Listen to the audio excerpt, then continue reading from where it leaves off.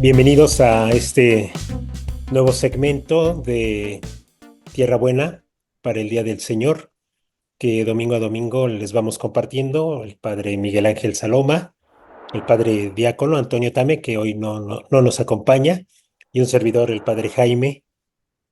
Cada 8 días compartimos con ustedes la palabra y nos da gusto hacerlo, nos da gusto estar con ustedes en este ministerio. Padre Miguel, ¿Cómo estás? ¿Cómo estás, Jaime? Eh, bien. con la ausencia de Toño, le mandamos un saludo afectuoso, un cariñoso saludo. ¿Dónde está? Y pues muchas gracias a ustedes que nos ven. Muy bien, pues vamos a iniciar. El padre Miguel va a dirigir la reflexión. ¿Y quieres decir algo antes de la lectura del texto? Vamos a la lectura del texto, por favor. Bien, es del Evangelio según San Lucas. En aquel tiempo se presentó ante Jesús un doctor de la ley para ponerlo a prueba y le preguntó: Maestro, ¿qué debo hacer para conseguir la vida eterna? Jesús le dijo: ¿Qué es lo que está escrito en la ley? ¿Qué lees en ella? El doctor de la ley contestó: Amarás al Señor tu Dios con todo tu corazón, con toda tu alma, con todas tus fuerzas y con todo tu ser, y a tu prójimo como a ti mismo. Jesús le dijo: Has contestado bien, si haces eso vivirás. El doctor de la ley, para justificarse, le preguntó a Jesús: ¿Y quién es mi prójimo? Jesús le dijo: Un hombre que bajaba por el camino de Jerusalén a Jericó cayó en manos de unos ladrones, los cuales lo robaron, lo hirieron y lo dejaron medio muerto. Sucedió que por el mismo camino bajaba un sacerdote, el cual lo vio y pasó de largo. De igual modo, un levita que pasó por ahí lo vio y siguió adelante. Pero un samaritano que iba de viaje, al verlo, se compadeció de él, se le acercó, ungió sus heridas con aceite y vino, y se las vendó. Luego lo puso sobre su cabalgadura, lo llevó a un mesón y cuidó de él. Al día siguiente sacó 2 denarios, se los dio al dueño del mesón y le dijo: Cuida de él, y lo que gastes de más te lo pagaré a mi regreso. ¿Cuál de estos tres te parece que se portó como prójimo del hombre que fue asaltado por los ladrones? El doctor de la ley le respondió: El que tuvo compasión de él. Entonces Jesús le dijo: Anda y haz tú lo mismo. Muy bien, muchas gracias, Bien, Jaime. Esta es una escena muy conocida del Evangelio de Lucas, es la parábola del buen samaritano y pues es un texto que ha iluminado mucho la vida de la iglesia en todos sentidos, en el sentido de la caridad, en el sentido del religioso, en el sentido de la solidaridad. Pues vamos a ver qué podemos decir de distinto, de que ya no, pues lo que nosotros sabemos, ¿no? Entonces, primera cosa que yo quiero decir es que este texto abre una sección que no está señalada como sección en el Evangelio de Lucas y la podemos intuir nada más. Es una sección que llamaríamos las características de los habitantes del reino de Dios. Los habitantes del reino de Dios tenemos unas características y la primera característica es el amor sin barreras, ¿no? Sin condiciones, el amor hacia todos los hombres y mujeres de este mundo. Y esto hace que nosotros podamos descubrir a lo largo de estas semanas algunas características: la oración, el discernimiento, el amor, el testimonio, la esperanza. A lo largo de estas semanas que van a continuar a partir de este domingo, vamos a ir viendo algunas características más específicas de los habitantes del reino de Dios. La pregunta de este jurista, este doctor de la ley, a diferencia de otro evangelio de Mateo, es un jurista, es un doctor de la ley, es muy cercano a nosotros en el título de los abogados, de los que se saben toda la ley de memoria y pues se litigan, y esto hace que este jurista se sepa toda la ley y los profetas, ¿no? Toda la ley del Antiguo Testamento, específicamente las reglas.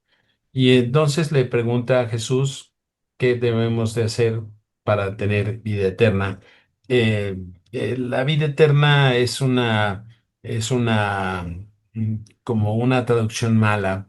El texto de la Biblia en griego dice el reino de Dios.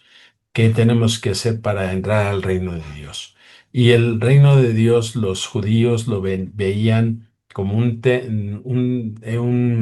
reino terrenal, no todo, no como nosotros que vemos como un reino espiritual, sino que ellos hablaban de después de la resurrección de los muertos, esta vida terrena que iban a vivir pues largamente, no se sabía cuánto tiempo, 1000 años, un tiempo largo que iban a vivir en una época de bonanza y de felicidad, ¿no?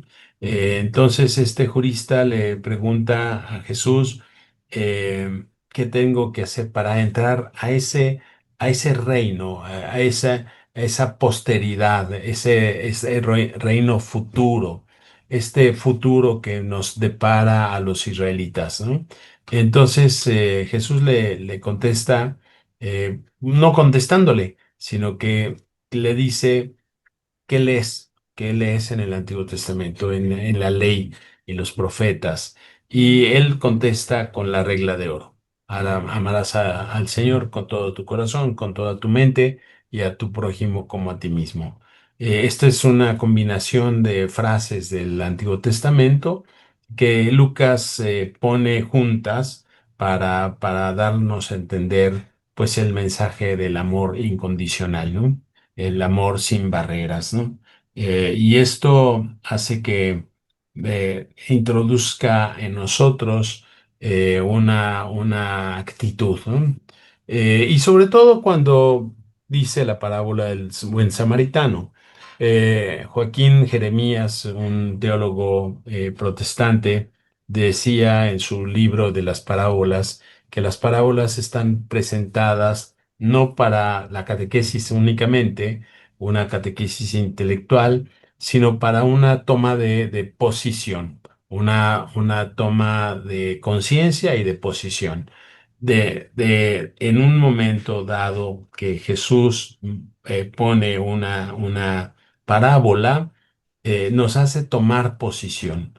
Y entre dos grandes líneas, podríamos decir, esta parábola del buen samaritano.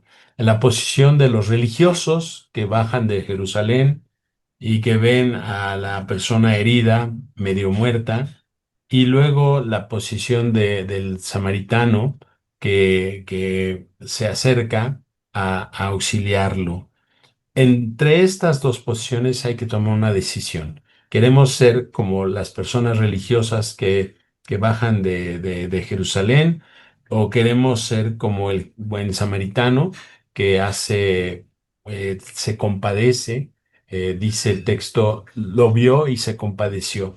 Ahorita me refiero a esto, a esta actitud, pero me gustaría decir algunas cosas de los religiosos que bajan de Jerusalén.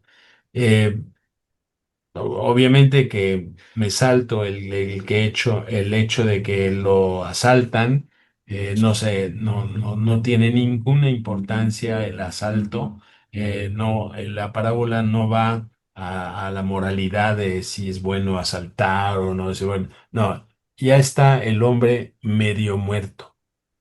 Y los religiosos tenían mucho cuidado de no tocar cadáveres, ¿no? No tocar cadáveres, porque el cadáver, tocar los cadáveres los hacía impuros. Había una serie de atenuantes para los que trabajaban con cadáveres, pero los religiosos no podían tocar cadáveres. Ni los fariseos, ni los sacerdotes, ni los levitas, eh, pues no podían tocar cadáveres. Entonces, el hecho de que estuviera medio muerto, es decir, estaba tirado y con la duda si estaba muerto o no estaba muerto. Y entonces las personas religiosas no lo podían tocar. Me llama la atención particularmente algo que no he leído en ningún comentario, que si fueran a Jerusalén, hubieran tenido el pretexto de hacer el servicio en el templo de Jerusalén y no pudieran haberse contaminado para hacer un buen servicio. Pero el Evangelio de Lucas dice que venían bajando de Jerusalén. Entonces ya la relación con Dios estaba sellada, ¿no? Y no se atreven a tocarlo para no quedar impuros, no porque fueran a hacer el servicio al templo, sino que vienen del templo. Es decir, nada les hubiera costado auxiliar y ver, cerciorarse de que estuviera vivo, aún con el riesgo de quedar impuros hubieran tenido que hacer abluciones para purificarse, pero eso hubiera sido pues muy, bueno, muy incómodo, pero a la vez muy necesario, ¿no? Pero estas personas religiosas, con con el pretexto de ser muy espirituales, muy religiosas, no podían tocar cadáveres y entonces lo rodean, le dan la vuelta, ¿no? Eh, Comparativamente, un samaritano, el pueblo samaritano eh, se, se, se, se colocaba en el centro del país. Si vemos Tierra Santa, hasta arriba hay una franja que llamamos Galilea, el centro, Samaria, y Judea al sur. Los judíos vienen de Judea, allí está Jerusalén. Sabemos nosotros que Jesús era de Galilea, del norte, que tenían una mente más abierta, una mente más universal. Los judíos eran muy cerraditos, muy tradicionalistas, muy apegados a la ley de la Torá. La Torá es el decir, el del Antiguo Testamento, y los israelitas del norte, siendo también judíos, pues eran mucho más abiertos, más cosmopolitas, ¿no? Y de esa mentalidad viene Jesús. Los samaritanos, al contrario, era un pueblo muy cerrado, que los judíos estaban de pique con ellos, y entonces podríamos decir que eran sus ilustres enemigos, ¿no? Los vecinos peligrosos, ¿no? Hacía algunos años, los judíos habían ido a Samaria a destruir el templo de Samaria, porque estaba haciendo competencia con el templo de Jerusalén. Y algunos años antes de Jesús, los samaritanos fueron a echar huesos de cadáveres en la explanada del templo, profanándolo. Entonces había un pique muy grande entre estos dos pueblos israelitas. Si lo vemos racialmente, si lo vemos pues de una forma racial, los judíos se sentían puros y los samaritanos eran israelitas que habían mezclado con otros pueblos, ¿no? Porque cuando Asiria, y esto nos vamos muchos años antes de Jesús, cuando Asiria dominó esta parte, eh, trajo habitantes de otras razas y se mezclaron con los judíos de Samaria. Y entonces, hasta ahorita los judíos de Samaria no son judíos, sí son samaritanos de raíces judías mezcladas, ¿no? Entonces, los judíos de Judea los veían como pues traidores a la patria, como una raza mezclada, una raza no pura, y entonces pues había mucha división religiosa entre ellos dos. Los samaritanos habían establecido que el lugar del culto a Yahvé era un monte, el monte Garizim, como lo vemos en la entrevista que tiene Jesús con la samaritana en el Evangelio de Juan. Allí estaba el monte Garizim. Los samaritanos decían que allí adoraba a Dios y pues los judíos en Jerusalén. Entonces había pique religioso, había pique de tradiciones, había pique racial, es decir, eran sus íntimos vecinos y enemigos, ¿no?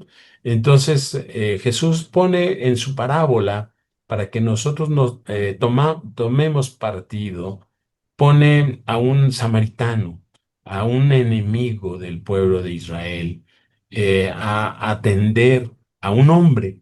No sabemos qué hombre era, ni, ni queremos saberlo, porque es el hombre. Ujú. El hombre no es un judío, no es un samaritano, no es un pagano, no es un gentil, no es un griego, es decir, el hombre. Había un hombre. Comienza así la parábola. Lucas comienza muchos sus parábolas con esta frase, un hombre, para que nosotros nos identifiquemos con él y también nos identifiquemos con el samaritano. Le dice, lo pone como muestra de una persona que ve y se compadece. La palabra compadecer, eh, pues la podemos trabajar mucho, pero yo siempre digo que compadecer significa padecer con. Ujú. Como la misericordia, misericordia significa poner nuestro corazón en la miseria de los demás. Eh, el compadecerse es padecer con el que está sufriendo, con el que está en desgracia. Nosotros que no estamos en desgracia, nos podemos acercar al que padece, al que está en desgracia. Dice la parábola una frase que ahorita estamos reflexionando en la palabra de vida, que lo vio y se compadeció de él. Y esto hace que nosotros seamos específicamente sensibles.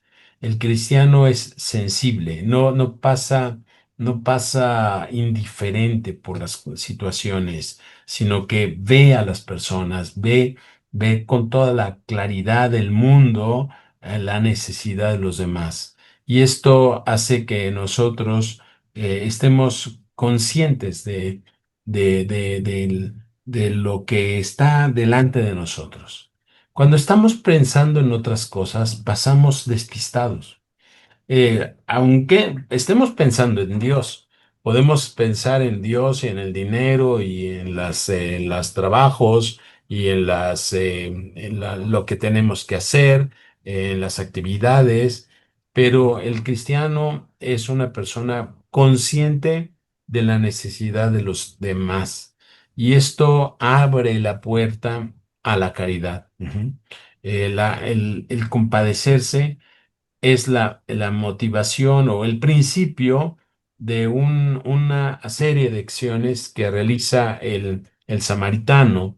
Eh, lo recoge, lo monta en su caballo o en su montura, lo lleva al mesón. Esto, San Agustín y pues los padres de la iglesia han dicho que es la actitud de Cristo de compadecerse de nosotros y llevarnos a la iglesia. El mesón es un símbolo de la iglesia, pero más allá ¿cómo se llama? Estos símbolos, esta simbología, nosotros vemos que la acción después de compadecerse es hacer otra serie de acciones, vendarlo, untarle aceite, vendarlo con vino, llevarlo al mesón, dar 2 denarios. Recordemos que los denarios era el día de salario, es decir, 2 días de salario le da al mesonero para que lo atienda. No lo dice el Evangelio de Lucas, pero dice que a su regreso, si falta algo, se lo pagará. No sabemos cuánto se tardó, porque no nos lo dice la parábola, pero se supone que el samaritano calcula 2 días para su regreso, y si se tarda un poquito más, le va a dar otro tanto, ¿no? Entonces, 2 denarios, 2 días de salario, es mucho dinero para el cuidado de un enfermo. En la antigüedad, pues, el mesonero debería haber tenido un denario de ganancia en todo el día, en todo el mesón. Entonces, pues, hay una generosidad excesiva de este samaritano. Y la parábola responde a la pregunta de quién es mi prójimo. Mi prójimo para los judíos era el hermano judío. Los demás no eran prójimos, ¿no? Hasta la fecha, los judíos tienen una separación muy grande de las personas que están en el pueblo de Israel, en la alianza con Dios, que los consideran hermanos, y de todos los demás que pues somos pues fuera del pueblo judío.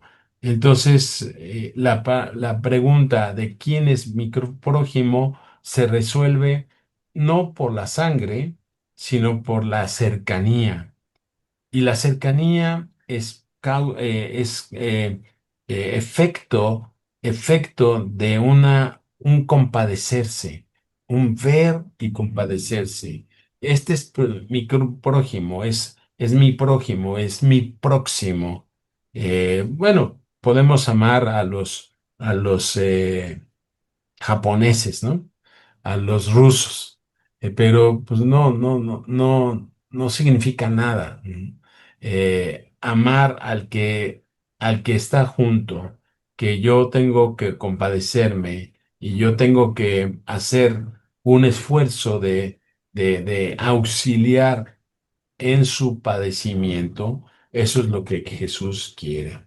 Y entonces, bueno, la parábola abre el camino para una vida cristiana muy seria, muy seria.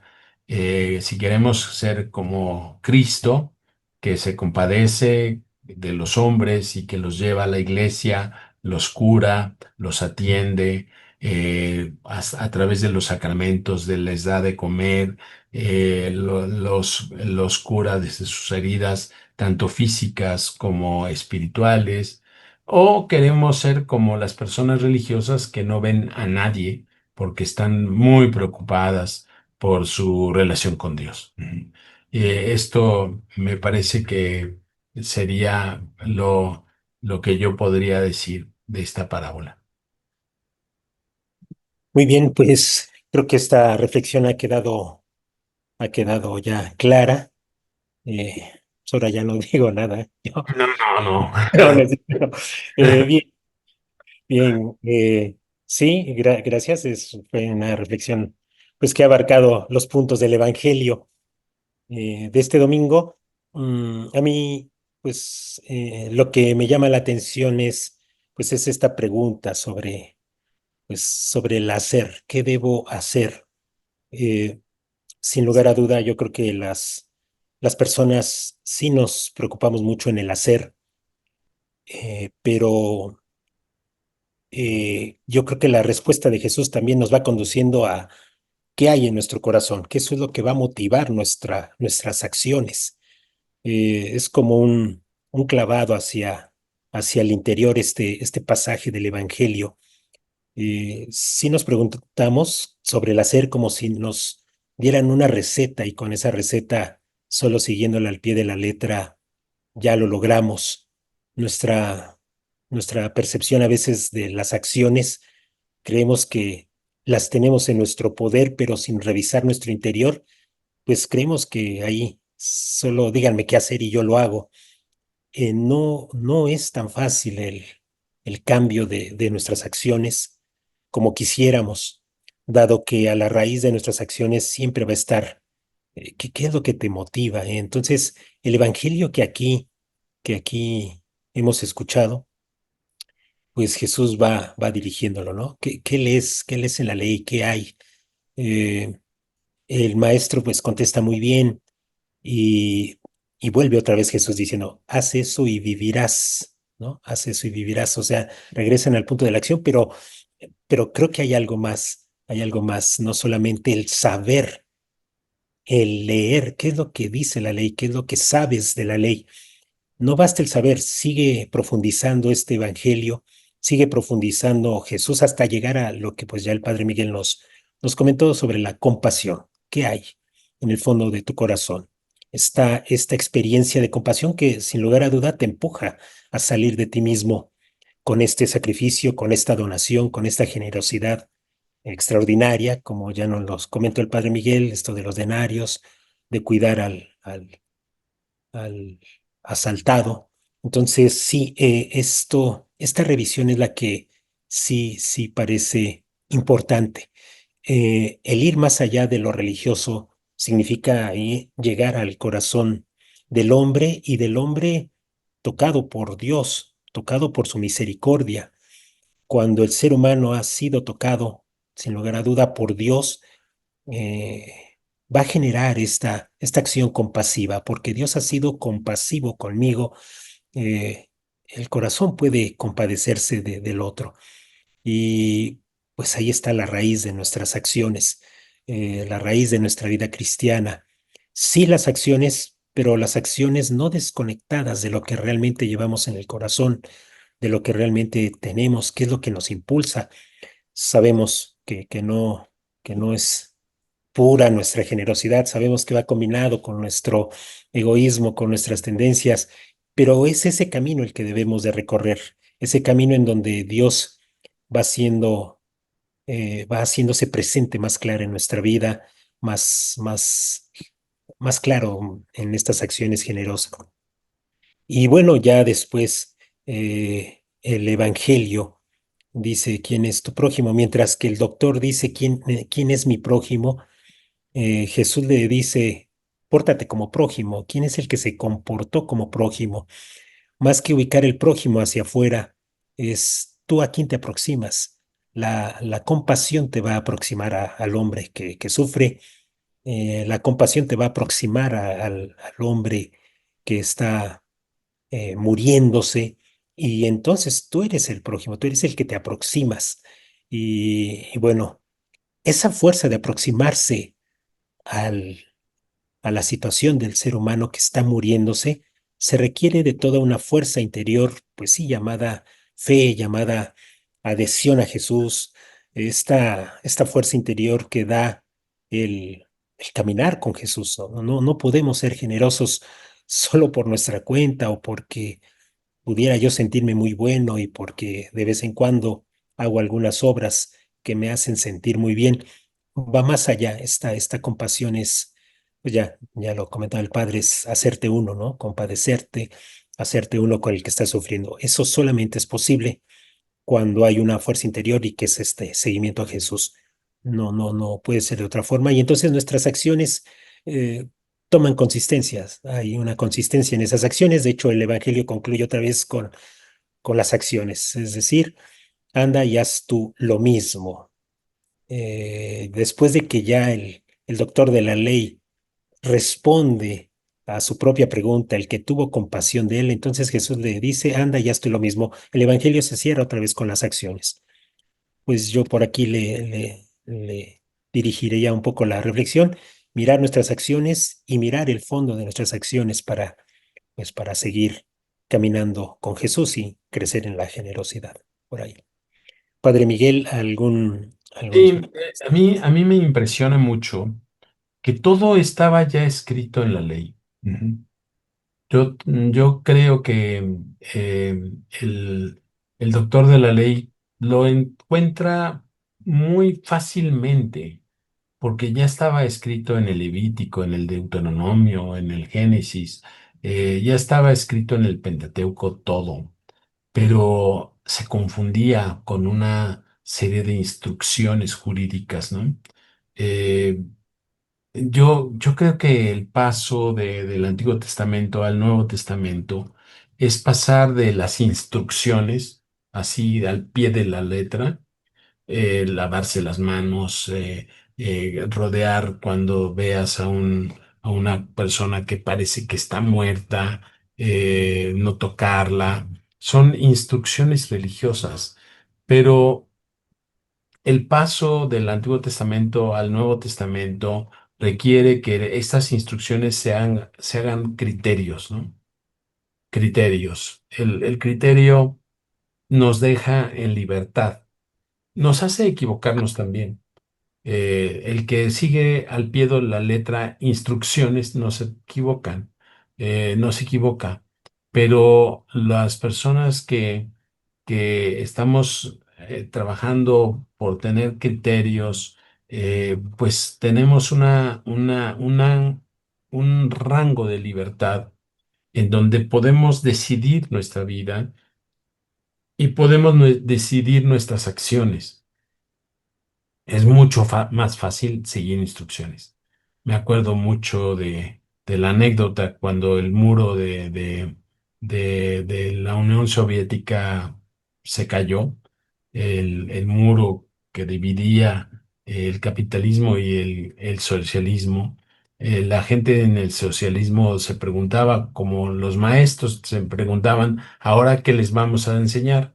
No, pues vamos a aprender a tener criterios. No, pues ustedes díganme qué les enseño eh, para que puedan tener criterios, ¿no? A mí explícame qué es lo que tengo que hacer y nada más puntualmente. Eso es Antiguo Testamento. El Nuevo Testamento es una apertura de criterios y de acciones que van desde las cosas más básicas hasta las cosas más heroicas. ¿Sí? Entonces, bueno, yo pienso que esta reflexión nos hace personas pensantes, tener criterios, tener, sí tenemos el criterio del Antiguo Testamento y el del Nuevo Testamento, pero no solo. Tenemos que tener un criterio más amplio, en donde podamos desarrollarnos también, desarrollar nuestro ámbito de caridad. Bueno, yo le dejaría así. Ujú. Muy bien, pues yo creo que hemos compartido con ustedes este pasaje muy bello del Evangelio según San Lucas. Creo que ha quedado de esta manera completa la reflexión. Les seguimos invitando a que nos sigan, a que nos escuchen, a que nos comenten, a que participen con nosotros, a que le den like. Eso ayuda a que este mensaje, esta estas reflexiones pues vayan a más personas y puedan nutrirse de la palabra de Dios. Muchas gracias y nos vemos hasta la próxima. Bendiciones.